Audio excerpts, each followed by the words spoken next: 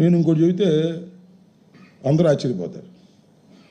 పవన్ కళ్యాణ్ గారు కూడా ఆశ్చర్యపోతాడు, మన మనోహర్ కూడా ఆశ్చర్యపోతాడు. అంటే వాళ్ళిద్దరూ ఆశ్చర్యపోవడానికి వాళ్ళకి తెలియకపోతేగా, తెలిసే ఉంటుంది. అందుకని ఆశ్చర్యపోలేమని నాకు అనుమానం. అదేంటో తెలుసా మీకు?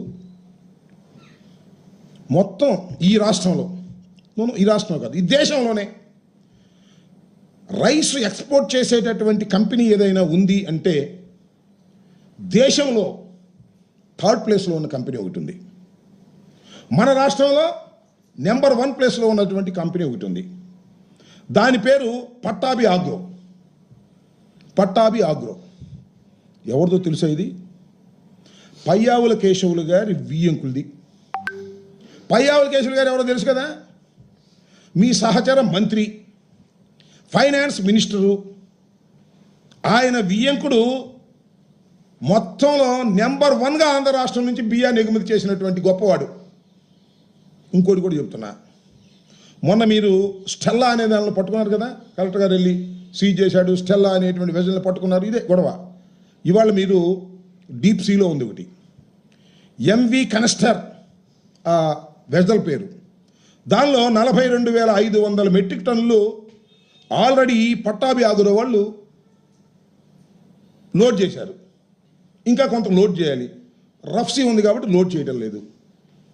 ఈ రఫ్సీ కొద్దిగా తగ్గిన తర్వాత అది కూడా లోడ్ చేసి దాన్ని ఎగుమతి చేయబోతున్నారు నైజీరియాకి.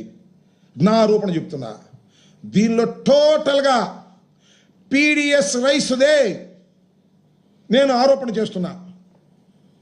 పవన్ కళ్యాణ్ గారు, నువ్వు తమరు, నువ్వంటే బాగు తమరు, నాదెళ్ల మనోహర్ గారు మళ్ళా వెజల్లో వెళ్ళండి, సీజ్ ది షిప్ అని చెప్పండి.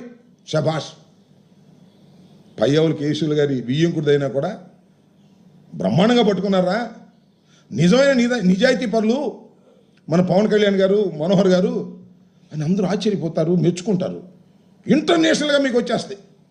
ఇంటర్నేషనల్గా మంత్రి వియ్యంకుడినే పట్టుకున్నటువంటి పవన్ కళ్యాణ్ సిన్సియర్, సినిమాల్లోనే కాదు ఆయన హీరో, ఇక్కడ కూడా హీరే అని అనుకుంటారు. అంతేగాని కలెక్టర్ సీజ్ చేసింది మళ్ళీ వెళ్ళి పట్టుకుని సీజ్ ది షిప్ అని అంటాం కంటే అది జోక్, ఇది సీరియస్. దీని మీద మీరేమైనా చేయగలరంటే దాని మీద చేస్తారని నేను అనుకోను. చేస్తే మాత్రం నిజంగా I'm appreciating them very well అని కూడా మనం చేస్తున్నా.